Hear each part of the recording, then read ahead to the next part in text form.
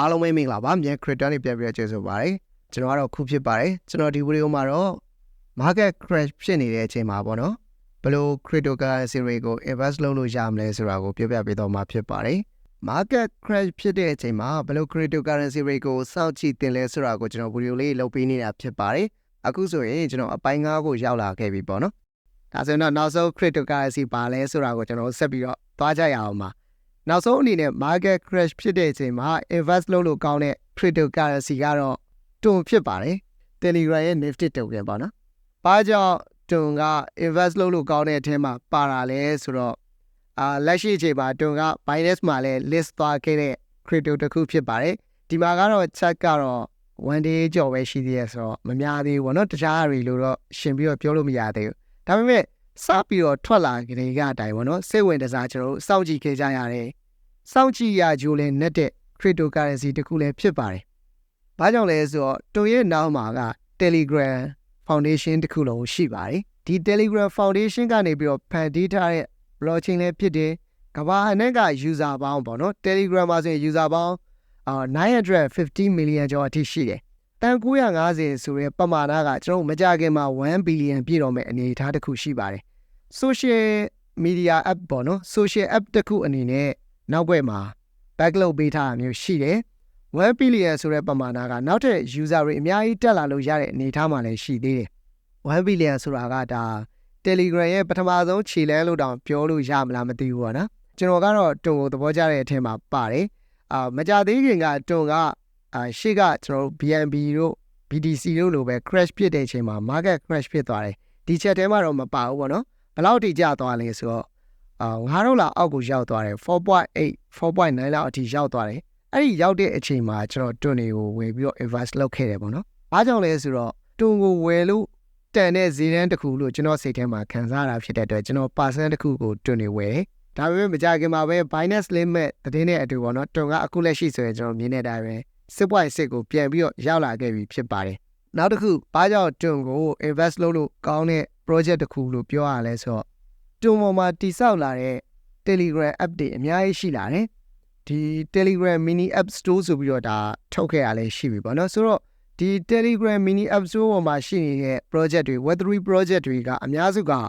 တွန် blockchain ကိုသုံးလာကြတာများတယ်ပြီးတော့ Telegram ရဲ့တပ်ပေါ်တွေကနာမည်အကြီးဆုံးဖြစ်သွားခဲ့တဲ့ Node ပေါ့နော် Node project ဆိုရင်လဲ Telegram ရဲ့ mini app လောကကိုဥဆောင်နိုင်တဲ့ project တစ်ခုဖြစ်ပါတယ် Node ရဲ့နောက်ပိုင်းအလုံးမှာပေါ့နော် Node နဲ့ပုံစံမျိုးစုံတူတဲ့ hamster လို့ပုံစံမျိုးတွေထွက်လာတဲ့ hamster ဆိုရင်လည်း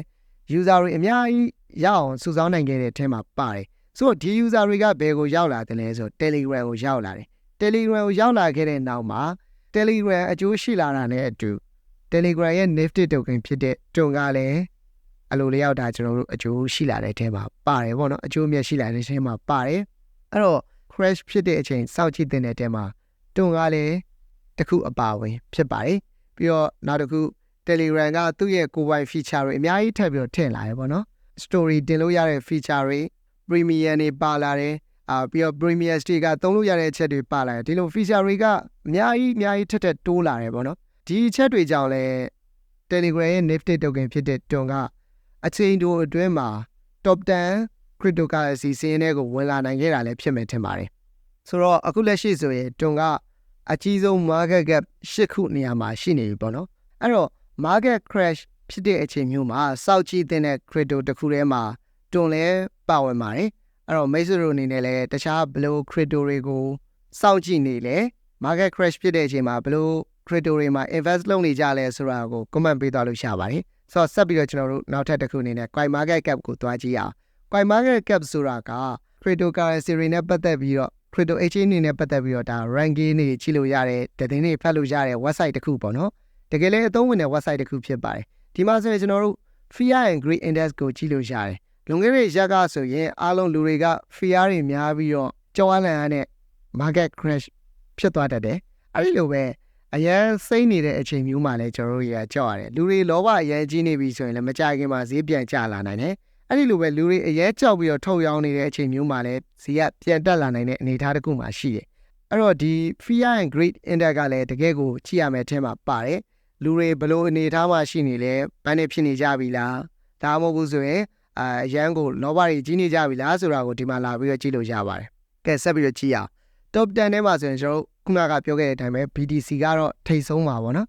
ပြီးတော့ဆိုရင်နံပါတ်2နေရာမှာတော့ Ethereum အဲ့တော့ကျွန်တော်ပြောခဲ့တဲ့အထဲမှာ BTC ပါတယ်ပြီးတော့နောက်တစ်ခု Ethereum ပါတယ်နောက်တစ်ခုကတော့ BNB ပါတယ်နောက်တစ်ခုကတော့ Solana ပြီးတော့ကျွန်တော်နောက်ဆုံးပြောခဲ့တဲ့တစ်ခုကတော့ Telegram ရဲ့ Nifty Token တွန်းပေါ့နော်အခုဆိုရင်တွန်းကအားလုံးမြင်တဲ့အတိုင်းပဲကျွန်တော်ခုနကပြောတဲ့အတိုင်းပေါ့နော်ရှစ်ဘယ်သူ့ကိုကြော်လာခဲ့ပြီလဲဆိုတော့ Dogecoin ကိုကြော်လာခဲ့ပြီဖြစ်ပါတယ်ဒါကကျွန်တော်တို့အခု2024မှာမြင်နေရတဲ့ top 10ဖြစ်ပါတယ်2022တုန်းကဒီ top 10ထဲမှာဘယ်သူတွေပါခဲ့လဲဆိုတာကျွန်တော်ပြန်ပြီးတော့တွားကြည့်ရအောင်တွားကြည့်မယ်ဆိုရင်ဘယ်ကိုတွားကြည့်လို့ရလဲဆိုတော့ Coin Market Cap ရဲ့ cryptocurrency ဆိုတဲ့အထဲမှာ historical snapshot ဆိုတာလေးပါတယ်ဒါလေးကိုနှိပ်ကြည့်လိုက်ပါနော်ဆိုတော့ကျွန်တော်ဘယ်ကိုတွားကြည့်မှာလဲဆိုတော့လွန်ခဲ့တဲ့2021ပေါ့နော်2021အခုလိုအချိန်ဆိုတော့2021 August လ10ရက်နေ့ကိုတွားကြည့်မယ်သူကတော့ August လ10ရက်နေ့မရှိဘူးဒါပေမဲ့အနည်းဆက်ဆုံး August လ10ရက်နေ့မှာကြည့်လို့ရတယ်အဲ့တော့ကျွန်တော် August လ10ရက်နေ့ကိုတွားကြည့်မယ်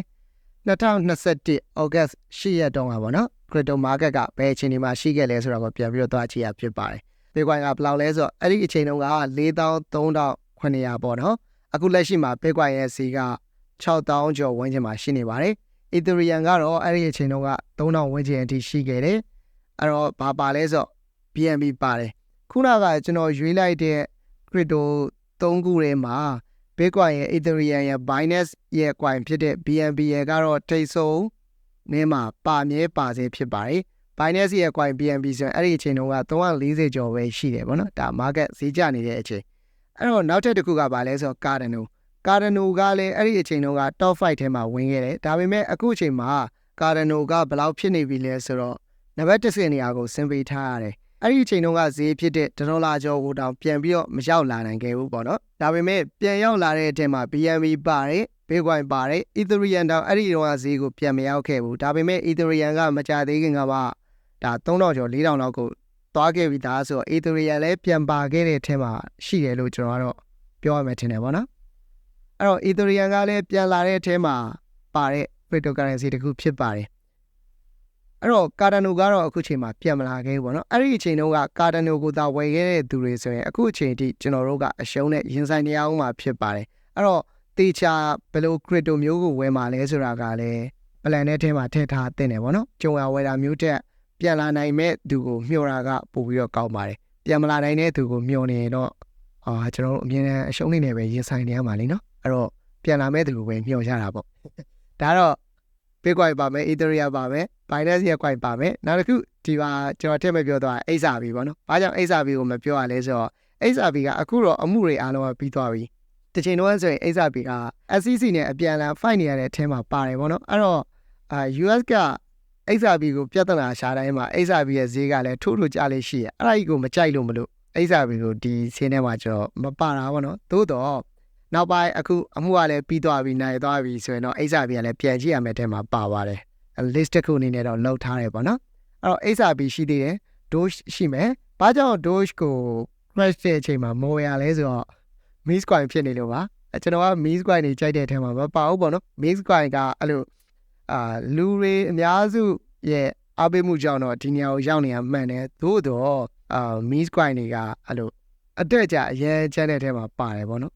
လက်ရှိအချိန်ထိ Doge ကနံပါတ်9နေရာမှာနေထားနိုင်သည့်တိုင်အောင် Doge ကိုတော့ကျွန်တော် invest လုပ်တဲ့အထဲမှာထည့်မထားဘူးဒါပေမဲ့ Doge ကိုလည်းတကယ်ကို plan ကြနဲ့ invest လုပ်နေတဲ့သူတွေအများကြီးရှိပါတယ်ဒါကနံပါတ်9နေရာကိုရောက်နေတယ်ဆိုတာကညင်းလို့မရတဲ့သက်သေပေါ့နော်ဒါပေမဲ့အဲ့ဒီအချိန်တုန်းကဆိုရင် Doge ကနံပါတ်9နေရာမှာရှိတယ်တွန်းဆိုတာက